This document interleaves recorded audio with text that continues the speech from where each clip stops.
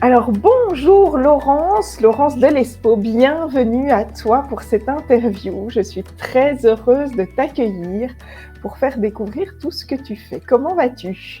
Bah écoute, ça va. C'est impressionnant de faire cette petite interview, mais je suis très excitée, donc je suis très contente. Donc ça va bien. Allez, chouette alors. Donc, je vais présenter un petit peu le but de ces interviews pour ceux qui n'auraient pas encore vu les précédentes. Donc, je réalise ces interviews pour faire découvrir d'autres façons de prendre soin de soi, d'améliorer son bien-être, son estime de soi, sa confiance en soi. Et comme j'ai toujours aimé voilà, partager les personnes que je rencontre et avec qui il y a un feeling qui passe, et pour les personnes aussi dont j'aime leur façon de travailler et de partager leur lumière, eh bien, j'avais envie de pouvoir partager ça à un plus grand nombre.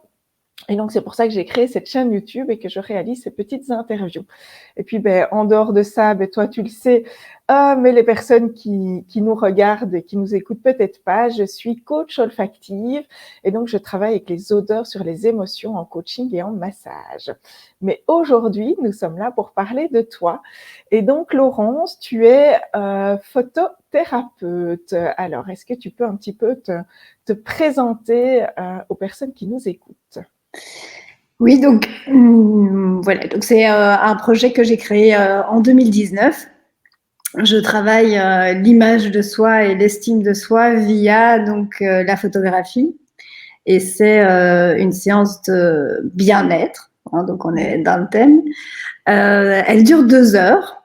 Il y a une première heure de coaching et d'accompagnement où on passe en revue l'historique de l'image de soi, donc quel impact ça a eu dans sa vie, les moments où on avait une très bonne image et tout se passe bien, et on essaye de comprendre ensemble pourquoi justement à ce moment-là de notre vie on se sent bien.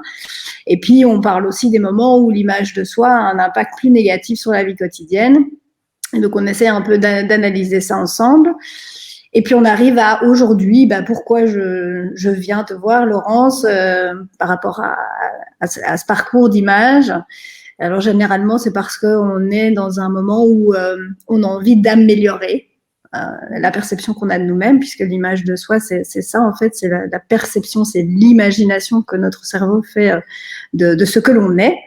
Et donc voilà, en photothérapie, en tant que photothérapeute, je travaille donc 1 heure de coaching pour vraiment créer un contexte et comprendre ce qui se passe au niveau de l'image de soi avec la personne. Et s'ensuit directement 1 heure de shooting photo où on va travailler avec du clair-obscur et on va mettre en valeur ce qu'on aime surtout. Et puis les complexes, on peut les mettre un peu plus de côté en travaillant sur des ombres et en ne mettant vraiment en lumière que ce qu'on aime. Bon, ça ne s'arrête pas à ça, mais pour faire une présentation courte, je crois que je vais m'arrêter là. Et mais tu es aussi, donc tu travailles ça en mi-temps complémentaire. Oui, pour le moment, je suis encore en indépendante complémentaire, mais le but est de quand même arriver à ne faire plus que ça. Donc, je fais la photothérapie, mais je fais aussi à côté des séances photo classiques, individuelles, de couple, famille, grossesse, nouveau-né. Mais dans un style qui reste très naturel. Donc le but, moi, en tant que photographe, c'est de garder ce côté naturel de la personne ou des personnes qui viennent me voir. Et donc, il n'y a pas de décor, il n'y a pas de pause.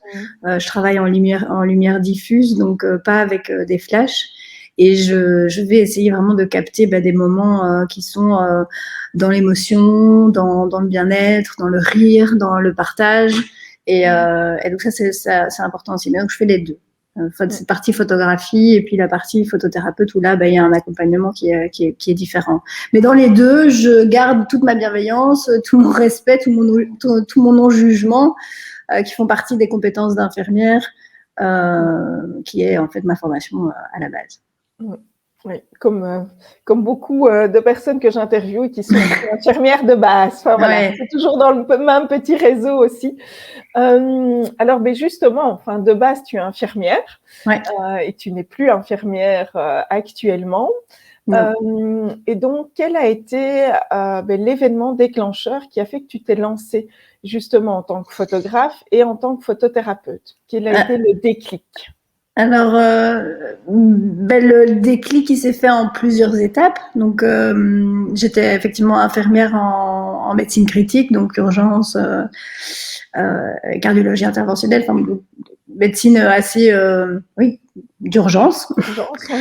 Et puis, en 2016, j'ai fait un CAP, donc un certificat d'aptitude pédagogique pour pouvoir encadrer les étudiants infirmiers.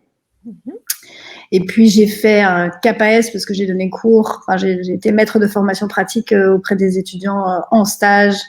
Et donc là, j'ai fait encore un CAPAS, donc un certificat d'aptitude pédagogique en enseignement supérieur.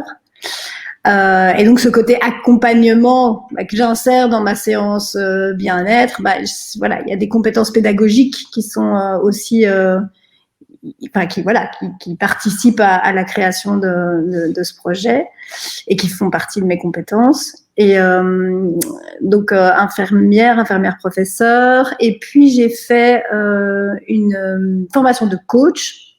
Et donc, c'est pendant cette formation de coach où on se co-coach, en fait, avec les participants de la formation.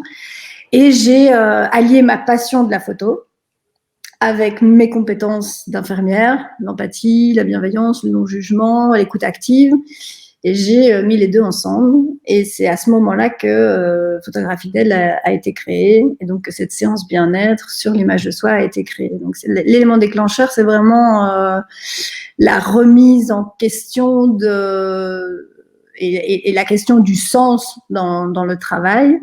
Et moi, en tant qu'infirmière, j'ai perdu du sens parce que mes valeurs de qualité, de respect de l'autre, du respect de moi-même aussi étaient plus OK avec mes valeurs. Et donc, du coup, voilà, ça s'est créé comme ça. Ça, c'était l'élément déclencheur, c'est vraiment cette formation de coaching. Voilà.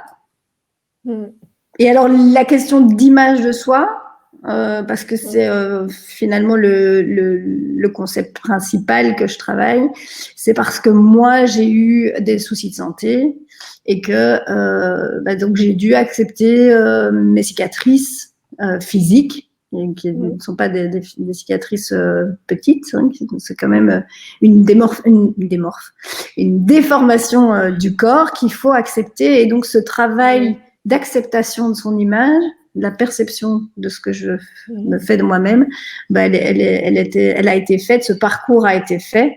Et donc, du coup, ça rajoute de la valeur à cette séance bien-être parce que je peux comprendre qu'un jour, on se regarde dans le miroir et on se dit, mais c'est moi ? Est-ce que c'est moi ? Est-ce que c'est encore moi ? Est-ce que je peux accepter ça ? Et comment je vais vivre comme ça ? Donc voilà, donc il y a ce côté expérience personnelle qui joue énormément. Mais l'élément déclencheur par rapport à ta question, Delphine, c'est vraiment cette formation de coaching qui a fait OK, je veux du sens dans ma vie, comment je fais pour allier les deux. Voilà. Par rapport à quand tu étais plus jeune, parce que je pense l'estime de soi chez les jeunes, et même à 40 ans, elle est parfois très compliquée, même plus tard aussi dans la vie. Je pense que chez les femmes, c'est tout le long de notre vie. Si tu n'avais pas eu ces cicatrices qui mettent ce plus, parce que je pense que dans la vie, c'est quand on vit les choses qu'on peut encore plus comprendre chez l'autre ce qu'il vit, ce qu'elle vit plutôt. Mais est-ce que tu as toujours eu une bonne estime de toi, une bonne image de toi quand tu étais plus jeune, ou ça a été vraiment, c'est venu par rapport à cet événement dans ta vie personnelle qui a amené ces cicatrices? Alors, d'un point de vue personnel, je pense qu'on peut dire que c'est un parcours qui est à peu près le même pour tout le monde.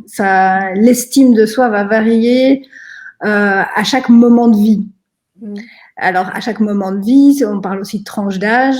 Le passage de l'enfance à l'adolescence, de l'adolescence à l'adolescence, et puis de l'adolescence à l'adulte, et puis au jeune adulte, et puis à cette tranche d'âge. Donc moi j'ai 35 ans, et donc du coup, il y a encore je suis même pas encore à la moitié de ma vie, enfin en tout cas j'espère. Mais l'estime de soi, l'image de soi, elle est perturbée en fait tout le temps. Tout le temps, et elle va fluctuer comme l'estime, enfin, oui, comme l'estime de soi. Si je peux comparer à la confiance en soi, justement, on va avoir beaucoup plus de moments où on est hyper confiant dans des activités parce qu'on sait qu'on a les compétences, qu'on est performant, etc. Mais on peut faire preuve de confiance en soi dans une activité, faire une présentation devant des gens, par exemple, ou moi en tant que prof, quand je parlais devant une classe, j'avais énormément de confiance en moi. Et pourtant, je pouvais, à certains moments, ça pouvait varier sur une semaine, le lundi, je pouvais avoir une estime de moi au top, et le vendredi, je pouvais avoir une estime de moi bien moindre, et pourtant, au moment où je donnais cours, j'avais hyper confiance en moi, et donc ça ne se voyait pas. Et donc, cette estime de soi et cette image de soi, elle varie, et elle varie tout le temps. Mais il y a des moments où elle est vraiment fort basse, et où il faut donner un coup de pouce, et il faut pouvoir, en fait, comprendre le concept de l'image de soi. Et comprendre le concept, ça permet d'augmenter l'estime de soi, en fait. Ouais. Donc, personnellement, et je pense que c'est la même chose pour la plupart des gens, ça fluctue tout le temps. Et donc, dans mon enfance, j'ai dû aussi avoir des moments où je me suis sentie nulle, incompétente, et où je me donnais beaucoup moins de valeur, puisque s'estimer, estime de soi, on est quand même dans une estimation et dans de la valeur. Donc, quelle est la valeur que je me donne ? Et ça fluctue tout le temps, quoi. Ouais. Le but est d'essayer de rester dans une fourchette.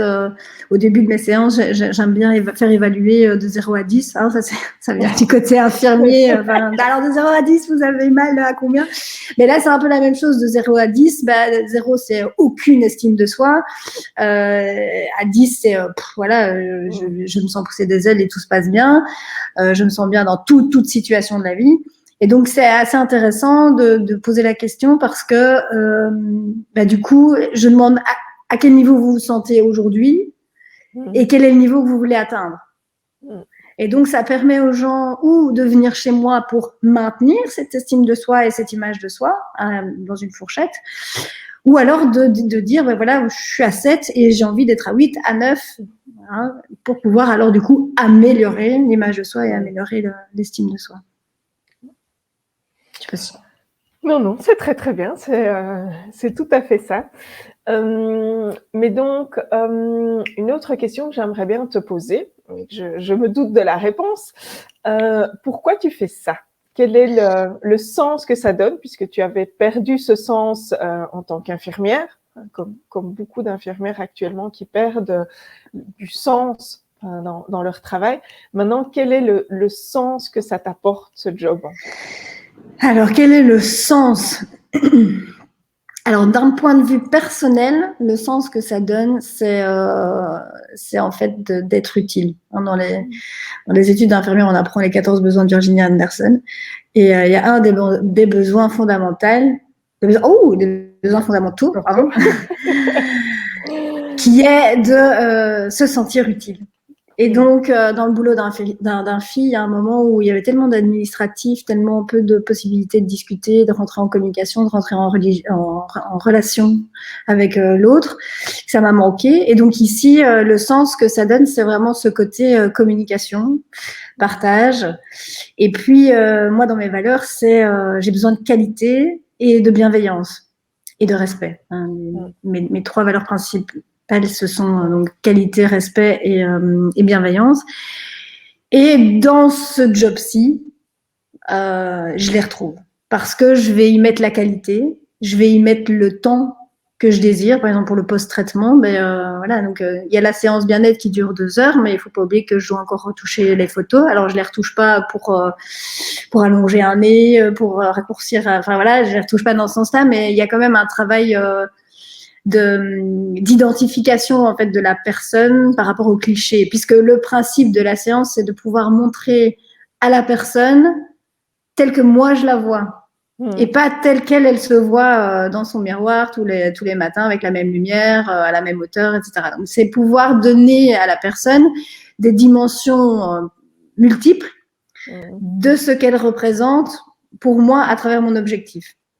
Et donc, alors ça, c'est très important, ça me donne énormément de sens parce que je vais mettre de la qualité dans mon travail et dans cette partie où je ne suis plus avec la personne, mais où je vais regarder les photos et me dire, ben voilà, quelle est la photo qui pour moi représente le plus cette personne que j'ai rencontrée et avec qui j'ai parlé. Et donc la qualité, la bienveillance, c'est parce que vraiment, c'est notre moment à nous.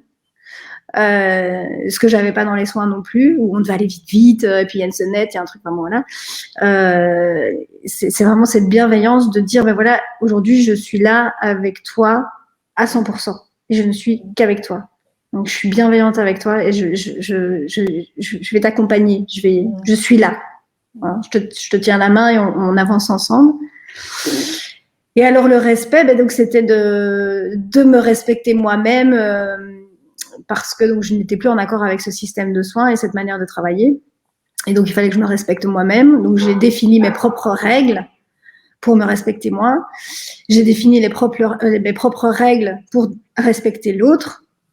Et donc, en me respectant moi et en respectant les autres, bien, ça donne du sens à ce que je fais. Voilà, les trois ensemble, ça me nourrit et ça... Je crois que je sors aussi bien de la séance que je sors dans un état d'esprit de bien-être aussi fort que la personne qui est venue chez moi. Ouais. Et ça c'est important. Ça donne du sens. Ouais. C'est ça qui donne du sens à notre travail et à notre vie, en fait. Ouais. Puis c'est gai. C'est vraiment gai. Voilà. Ouais. Moi, je suis passée 2 fois, sous tes mains expertes de photographe, sous ton appareil, sous ton objectif. Et c'est vrai que c'était 2 moments, mais même s'ils étaient très rapides, puisque c'était dans l'événement Madame Profite, et donc c'était en 5-10 minutes, mais à chaque fois, le résultat des photos, déjà est splendide. Enfin, voilà, la dernière photo que j'ai partagée ici pour mon anniversaire, où je ris et où, comme je l'expliquais dans la publication, je n'aime pas me voir rire. En fait. Ouais. Et j'adore cette photo parce qu'elle met vraiment en lumière mon côté peps. Enfin, tu arrives vraiment à aller trouver les petites choses qui font. Et on n'a pas eu 1 heure de coaching avant. On papote, on discute un petit peu, on se rencontre, on se découvre comme ça. Mais c'est vraiment, voilà, tu es en toute bienveillance, à l'écoute, tu mets... les petits mots, les petites phrases qui font le déclic pour que la personne puisse se sentir à l'aise et qu'elle puisse être elle-même et se laisser rayonner. Et c'est ça que tu arrives vraiment à trouver et que je trouve que, voilà, c'est ta zone de génie, comme je dis. C'est chouette, merci. Mais même si c'est rapide, c'est vrai que comme on se connaît un petit peu maintenant, mais je l'ai fait avec les autres pépites de Madame Profite, mais c'est vraiment... c'est une question d'observation aussi, je crois. Il y avait pas l'heure de coaching et d'accompagnement, mais je vous ai observé, voilà, et c'est ça en fait. J'arrive à essayer de capter ce que j'aime chez vous et ce qui vous rend belle. Et cette photo-là que tu as partagée, j'ai un peu triché parce qu'elle est j'ai pas triché sur ce que tu es, mais j'ai un peu triché en rajoutant un peu un petit côté artistique, très contrasté comme ça, parce que c'est vraiment le sourire, les yeux qui devaient être mis en valeur, et en fait le reste on s'en fout, c'est juste ça qu'il fallait voir, quoi. C'est l'expression, l'émotion, et c'est ça que j'aime bien photographier aussi, c'est vraiment de pouvoir tu ne te regardes jamais dans le miroir en éclatant de rire. Donc mais non, donc du coup c'est une photo, enfin c'est une image de toi que finalement tu n'as jamais vu ou que tu ne vois pas au quotidien et qu'il est important que ton cerveau imprime parce que ça fait partie de toi. Ouais. C'est une émotion et c'est une expression de toi qui te rend magnifique, qui te rend belle et qui te représente en fait. Ouais. Et donc, c'est ça que j'aime bien montrer aussi. Oui, mais tu as vraiment, alors le photographe, il a son appareil photo, mais l'appareil photo sans l'œil derrière l'objectif, sans l'œil qui capte, qui regarde et qui observe, ben, il n'est rien, entre guillemets. Et donc, tu es vraiment cet œil et enfin voilà, l'appareil photo, c'est l'outil. Oui, c'est ça, c'est l'outil. En valeur, mais c'est toi qui vas savoir vraiment, enfin, que mettre en valeur. En fait. Ouais. Et je dis souvent aussi aux personnes qui viennent me voir que en fait, il est important qu'elles me fassent confiance. Il est important qu'elles comprennent aussi que c'est ma façon de les voir et que effectivement, ce n'est pas la même façon qu'elles se perçoivent. Et donc, il faut aussi avoir un espèce de contrat de se dire je te fais confiance et quand je monte la photo en disant regarde ça, c'est toi. Et elle dit ah bon, oui, enfin oui, ça me ressemble. Je dis et moi je dis j'ai choisi cette photo là parce que c'est comme ça que je te vois. Et de nouveau, l'image de soi, elle est basée sur la perception de ce que les autres nous renvoient et de ce qu'on voit au quotidien dans les miroirs. Parce qu'on ne sait pas se voir en entier, c'est impossible. Et donc, c'est important du coup de prendre conscience qu'il est important de faire confiance à l'œil bienveillant de l'autre. Hein, les yeux pas bienveillants, on va les mettre de côté. Mais, et donc d'arriver à se dire, ah ok, elle me voit comme ça. Waouh, chouette. Ça, c'est important pour moi, en tout cas. Mais tu fais ça bien. Merci. Est-ce que tu aurais, voilà, ici, est-ce que tu aurais, par exemple, pour les personnes qui nous écoutent, des conseils à leur donner pour quand elles se prennent en photo, que ce soit selfie ou qu'elles se font prendre en photo ou par rapport à leur image d'elles-mêmes, enfin, est-ce que tu aurais des conseils que tu pourrais partager? Alors, des conseils par rapport au fait de se prendre en photo. Alors, moi, je suis un peu contre les selfies parce que donc quand on fait une photo de soi-même, la longueur de notre bras, elle n'est pas adéquate et donc il y a une espèce de grossissement pour pouvoir justement avoir quelque chose de plus éloigné. Donc, c'est un peu triché. Mais pourquoi pas, parce que justement ça permet de se mettre plus en haut, plus en bas et de regarder des angles de soi qu'on n'a pas l'habitude de voir justement dans son miroir. Donc c'est intéressant les selfies. Alors l'important aussi quand on se fait photographier, mais c'est jamais évident, quand on est seul ça va, donc c'est de penser à quelque chose, donc de se détendre, de penser à quelque chose de positif. Et puis de demander à la personne peut-être parfois de mettre le mode rafale. Parce que pour pas avoir ce sourire posé, mais d'avoir le début du sourire, de photographier en rafale permet d'alors du coup après choisir une photo qui est le plus naturel possible et le plus représentatif de ce qu'on est, de ce qu'on pense être. Et puis de demander conseil aussi peut-être à la personne qui a pris en photo en disant tiens toi laquelle tu préfères et de nouveau on est dans cette question de confiance en disant ok cette personne-là préfère cette photo-là mais c'est qu'il y a une raison. Moi je me perçois pas comme ça mais je peux faire confiance à cette personne-là et donc du coup je vais plutôt choisir telle ou telle photo. Donc ça c'est le petit conseil que je peux donner au quotidien. Tu m'avais demandé quoi d'autre? Un petit conseil pour par rapport à l'image de soi. À l'image de soi, oui. Voilà, de comment se regarder, apprendre à se regarder différemment. Ouais, alors ce que je propose aussi, c'est quand on se regarde dans le miroir, celui qu'on a l'habitude de voir tous les matins, c'est d'éviter de renvoyer à son cerveau que toutes les choses négatives. Donc, on se regarde dans le miroir, oh là là, j'ai des cernes, c'est pas possible, oh, mes cheveux, ça, non. Regardez un petit peu dans le miroir ce qui vous va, ce que vous aimez plutôt que ce que vous n'aimez pas. Et donc, envoyer un message positif à votre cerveau. Ça, c'est important. Ça, c'est un petit conseil. Il faut savoir que une phrase négative, eh bien, pour pouvoir compenser cette phrase qu'on envoie à notre cerveau, il en faut 8 positives.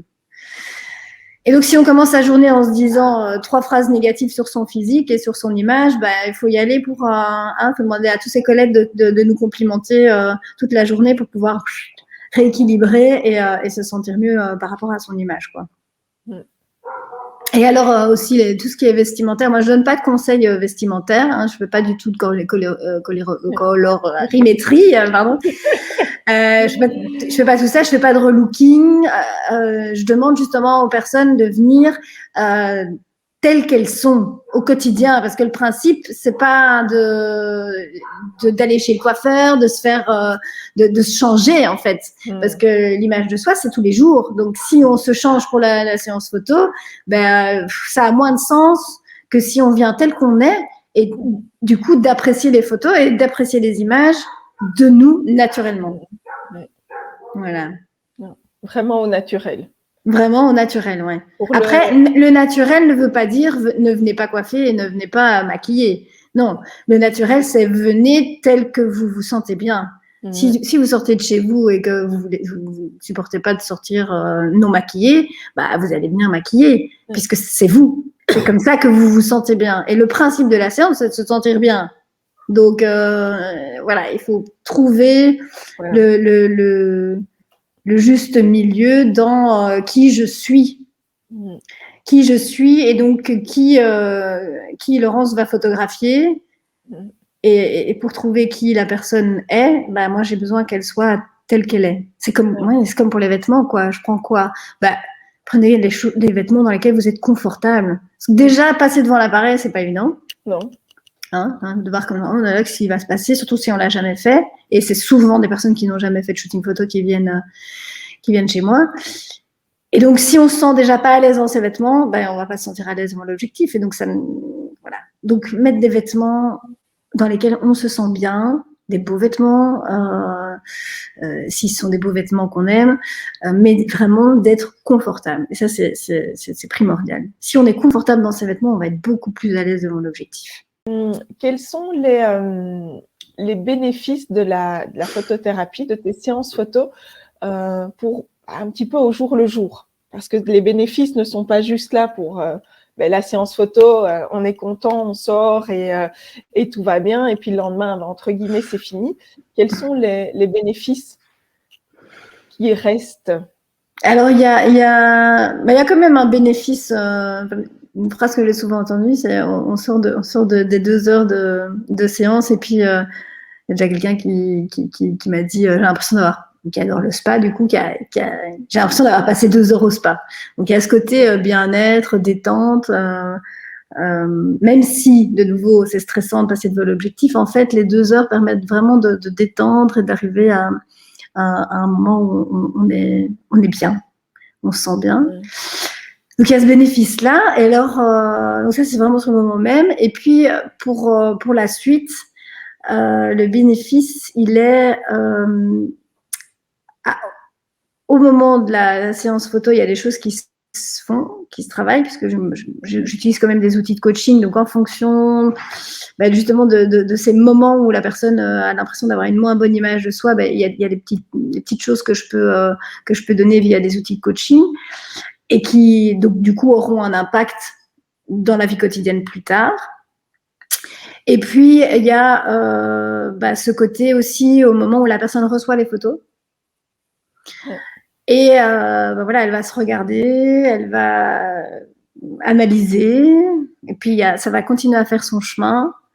Et donc voilà, ça va changer de nouveau cette imagination du cerveau, de nous-mêmes, et ça donne une espèce de confiance en soi par rapport à son image, en se disant « Ok, mais en fait, ce que je vois moi, c'est pas ce que je suis. » Et donc partir du principe à ce que je vois moi, ce n'est pas ce que je suis, les autres voient autre chose. Alors même si j'utilise la photographie et donc on est dans des images immobiles, faut pas oublier que nous, on est des êtres qui bougent, on est dans une dynamique, et en fonction de la lumière, voilà, je vais tourner mon visage beaucoup plus comme ça, vous allez moins voir mes cernes en dessous de mes yeux, là je vais être un peu plus dans l'ombre, donc voilà, en fonction de la lumière, ça va changer. Donc c'est tout ce travail-là d'arriver à comprendre que ce que je vois n'est pas la seule vérité, ce n'est pas que cette facette-là que les autres voient de moi. Je suis autre chose. Et il faut pouvoir dire à son cerveau, je suis autre chose. Et je suis en partie toute cette petite photo que Laurence m'envoie et où, j'espère, je me trouve belle, où je me trouve beau, parce que j'ai des hommes qui viennent aussi. Et de pouvoir donc, du coup, alimenter cette imagination que le cerveau fait de ce qu'on est et de pouvoir la construire et la compléter. Ouais. Okay. Et donc, ça a des bénéfices au quotidien parce qu'on change notre pensée. Je sais que tu vas me poser... On change notre regard aussi. Donc, ouais. Je sais que tu vas me poser la question par rapport aux livres, mais il y a des livres... il y a des livres sur la pensée positive et il y a vraiment un impact psychologique qui est là, hein, qui est prouvé, quoi. Donc, ouais, qui est prouvé scientifiquement. Ouais, de pouvoir arriver à penser positif, à se dire ah oui mais c'est vrai, ce que je vois c'est pas la seule vérité, il y en a d'autres. Ouais. Et cette vision de moi positive que les autres me renvoient, elle est importante et elle doit prendre place dans mon imagination. Oui. Voilà. Ouais, c'est vraiment important. Ben, on est notre pire ennemi en fait. Ah. Notre cerveau est notre pire ennemi. Nous sommes les plus vaches avec nous-mêmes. Bien sûr. Donc voilà, c'est ça, c'est notre cerveau à nous qu'il faut aller changer, notre regard à nous sur nous-mêmes en fait. Ouais. C'est vraiment important. Et que tu permets donc de changer, en tout cas de mettre ce déclic pour changer cette façon de se voir. Ouais. Et donc tu me parlais de livres sur voilà, la pensée positive, donc j'allais en arriver à la question suivante justement. Qui est quel livre est-ce que tu conseillerais voilà. Alors, je vais avoir du mal à conseiller 1, 2, 3 livres parce qu'en fait, en fonction de la personne qui va venir me voir, les problèmes vont être liés à plein de choses différentes. Et donc, ça peut être lié effectivement à cette pensée positive, hein, le fait qu'on ne voit que nos complexes, etc., et que donc on va s'alimenter de choses négatives et donc ça va nous bloquer dans l'estime de soi. Alors je travaille aussi en collaboration avec des psychologues donc qui peuvent à certains moments de la psychothérapie m'envoyer leurs patientes parce qu'elles sont dans un mode de reconstruction et qu'elles doivent voilà, elles sont motivées à regagner en estime de soi et surtout en image de soi. Et donc là aussi, en fonction de ce qui s'est passé dans leur histoire, les livres vont être différents. Il va y avoir différentes techniques qui peuvent être utilisées, surtout au niveau des outils de coaching ou des trucs au quotidien qu'on peut mettre en place. Donc des livres en soi, voilà, je crois que c'est important si on s'y intéresse vraiment, et il y en a pas beaucoup, hein, des livres sur l'image de soi vraiment. C'est vraiment une combinaison de plein de choses, de psychologie, de PNL, de coaching, de vision de la vie, de spiritualité aussi. Donc voilà, qu'est-ce qui convient à qui, c'est plutôt un conseil que je peux donner, que je ne vais pas donner d'office, mais si effectivement la personne qui vient me voir me demande tiens, qu'est-ce que je pourrais travailler ou qu'est-ce que je pourrais acheter comme livre, là je vais pouvoir conseiller. Mais là ici, voilà, la pensée positive, des choses simples. Il ne faut pas trop se compliquer la vie non plus et rentrer dans des énormes débats psychologiques. Mais donc, la pensée positive, c'est de qui? Alors, celle-ci, là, c'est un bouquin d'exercices. C'est de Philippe Boukobza et Isabelle Peyo. Celui-là, je peux le montrer, je ne sais pas si on le voit, il est peut-être à l'envers. Ouais. Mais donc, c'est comment la pensée visuelle positive peut contribuer à votre bonheur et à celui des autres. Et donc, voilà, c'est plein de petits exercices sympas à faire. Et quand on fait des exercices, en fait, c'est pas le résultat qui compte, c'est le moment qu'on passe à le faire, parce qu'on est vraiment en introspection et c'est important. Il y a des choses qui sortent, il y a des choses qui restent, il y a des choses qu'on travaille. Donc voilà, ça j'aime encore bien les petits bouquins actifs qui demandent en tout cas un travail actif de la personne. Voilà. Ce que j'utilise aussi en séance, c'est un oracle. J'aime bien faire tirer une petite carte. Un oracle qui s'appelle Féminitude. Et donc, c'est vraiment en lien avec. Donc, c'est plus pour les femmes, évidemment. Quand j'ai des hommes, je ne fais pas tirer ce genre de carte-là, mais c'est vraiment. Après le coaching et juste avant la séance photo, on tire une petite carte. Enfin, la personne tire une petite carte. Et voilà. Ça lui renvoie généralement, même très souvent, quelque chose dont on a parlé juste avant. Ouais. Et donc, ça permet d'encore plus peut-être ou creuser ou en tout cas laisser la personne continuer à réfléchir là-dessus. Continuer son cheminement. C'est ça. Parce que le but des séances bien-être, c'est de venir une fois.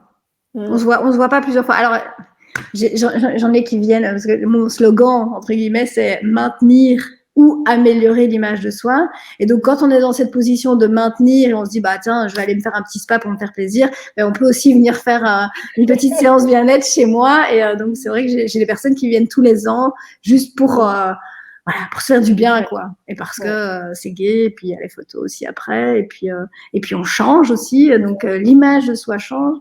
Et donc, il y a des étapes comme ça dans la vie où on a envie de revenir, et même si on n'a pas spécialement un problème avec l'estime de soi ou l'image de soi. Voilà. Mais c'est chouette, c'est chouette. Et alors, j'aimerais bien encore te poser une dernière question. Oui. Quel est le conseil qui, dans ta vie, enfin jusqu'à tes 35 ans, c'est ça, hein, actuel, tu aurais voulu connaître plus tôt et que tu auras envie de partager? Après, chaque conseil, je sais, arrive à chaque moment, mais peut-être qu'il arrivera chez une personne au moment où elle aura besoin de l'entendre. Le plus important pour moi aujourd'hui, comme conseil, c'est l'image de soi, c'est arriver à s'aimer, s'aimer tel que l'on est. Et donc, le conseil, c'est aime-toi toi-même pour pouvoir être aimé des autres. Et donc, à partir du moment où on est en accord avec soi, que ce soit avec son image, ou à partir du moment où on arrive à s'estimer pour qui on est et à montrer qui on est, et à oser montrer qui on est, eh bien, c'est ça, c'est aime-toi toi-même pour que les autres puissent t'aimer, en fait. Parce que c'est le conseil que j'aurais bien aimé avoir très tôt dans ma vie. En me disant, attention à toi, aime-toi, et c'est comme ça que tu pourras te faire aimer les autres. Ouais. Voilà. Ouais. C'est vraiment important. C'est vrai que c'est un très beau conseil. À partir du moment où on apprend à s'aimer soi et on peut se laisser rayonner. Enfin, moi, c'est vraiment cette expression que j'aime bien. Mais quand alors s'aimer, c'est s'aimer avec nos qualités, mais pour moi, c'est s'aimer avec ses défauts aussi. C'est arriver à les regarder, en fait, tous nos petits défauts, nos petites imperfections. Et moi, comme je dis toujours, depuis ces dernières années, c'est parfaitement imparfaite. Et donc voilà, et c'est s'aimer comme on est, en fait. Oui, exactement. Et à partir de ce moment-là, quand on sait que voilà, on n'est pas parfait et on n'a pas besoin d'être parfait, on peut se laisser aller de façon beaucoup plus relaxe, et on peut se dire ok, voilà, j'avance, je suis comme je suis, je m'aime, et les autres, voilà, soit ils acceptent pas, et voilà. Moi, j'en vois un peu plus bouler maintenant ceux qui n'acceptent pas. Mais tu sais, c'est vraiment quand on a une mauvaise image de soi, en fait, c'est un réel blocage dans la vie quotidienne. Parce que ça peut être, on parlait un peu plus du professionnel, voilà, la confiance en soi, pouvoir parler devant des gens, etc. Mais j'ai aussi des personnes qui viennent en me disant, j'arrive pas à trouver l'amour, ou j'arrive pas, parce qu'en fait, je vais rentrer dans un bar ou dans un resto, et je vais être, comme je ne m'aime pas, je n'aime pas mon image, en fait, je vais me cacher. Je vais aller m'installer dans le coin et en fait, la personne se bloque elle-même. Hein, sur vraiment des croyances limitantes. Et donc, du coup, ça a vraiment un gros impact. Et donc, cette partie, parce que s'aimer soi-même, c'est plein de petites choses à travailler. Hein, l'image de soi ne règle pas tout, mais c'est quand même un gros blocage à partir du moment où on sort de chez soi en se disant j'aime pas ma tête ce soir.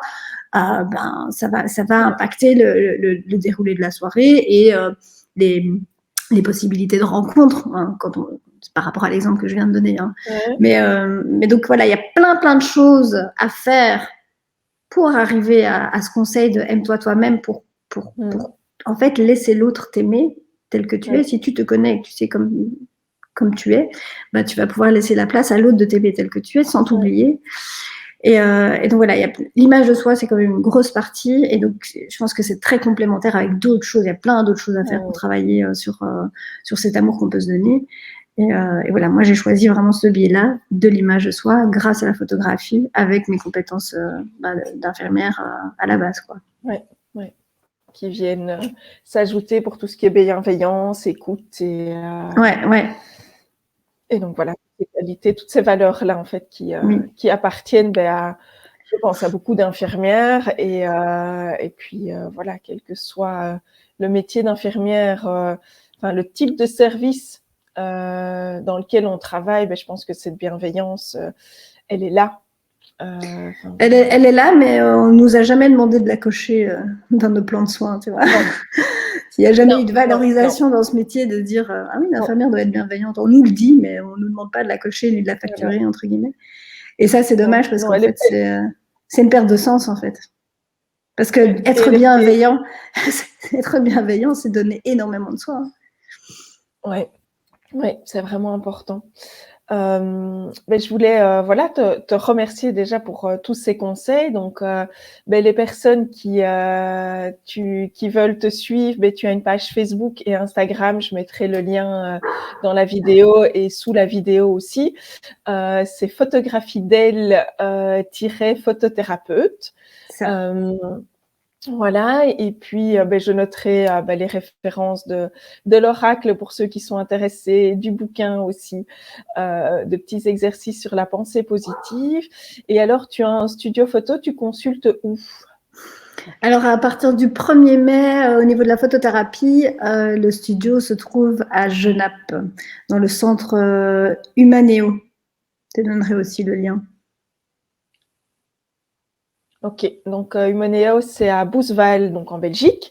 Ouais. Donc ça, je mettrai aussi le lien en dessous de la vidéo. Et donc, voilà, merci encore pour tous ces conseils. Merci à toutes les personnes qui nous auront écoutés, regardés, qui auront été découvrir ta façon de faire la photothérapie aussi. Et j'espère que voilà qu'ils viendront parce que sincèrement, moi, les 2 séances de 5-10 minutes que j'ai fait m'ont vraiment apporté énormément. Ça a aussi joué dans mon estime de moi-même, dans la façon dont je me regardais grâce à ton regard à toi, en fait, et pas à notre propre regard, et d'arrêter de s'auto-saboter aussi, régulièrement, parce que là, on a pas mal de spécialistes dans ces cas-là. Et je sais que, voilà, personnellement, moi, j'ai été spécialiste de l'auto-sabotage, et maintenant, celui-là, je le mets dehors. Donc vraiment merci à toutes les personnes qui nous auront écoutés, merci pour ta venue pour cette interview et ces partages, et puis je mets toutes les infos dans les liens de la vidéo. Merci à toi Laurence. Merci à toi Delphine.